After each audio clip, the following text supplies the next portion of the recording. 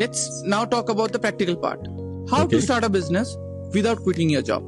Well, firstly, one should be very clear whether they want to start a business along with their job or not.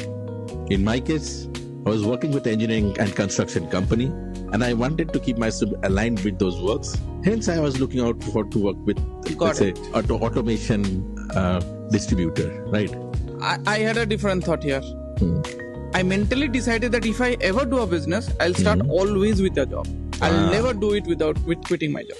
So for me, the domain never mattered. Good. For me, mattered was the idea and the potential. Right. I eventually had to agree with that point because it didn't took me much time to realize that the idea which I was exploring was highly cost intensive. Yeah, you have told me about it. Correct. Right? Cannot be done along with job. It's not scalable, and in order to actually create some sort of recognition in the market, it will take at least 10 to 15 years. So then how did you end up starting the idea that you are currently working on? Well, actually that failure gave me at least the idea to open up, right?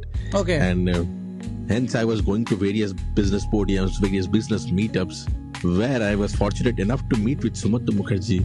Okay. And coincidentally, he was also a college senior of mine. I was going to say this, yeah. He had already left an glorious corporate profile of his and ventured into entrepreneurship and was doing exceedingly well, right? And I think that connected me a lot.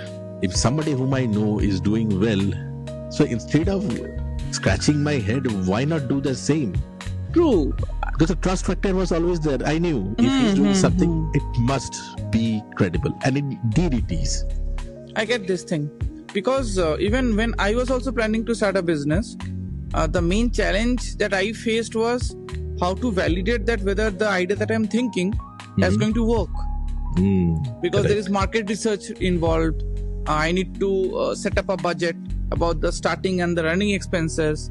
Correct. I also need to understand the customer base, right? True. So if I get someone who has already done it, right, the whole effort can be efficiently utilized in the other aspects. How to manage the work if you are starting it along with that was the second hurdle that I actually thought of. I think that's a very interesting topic to indulge with. Yeah, let's keep it up in for the next episode, and we can go through all the things that a person can think of when they are trying to start a business with their job. Right.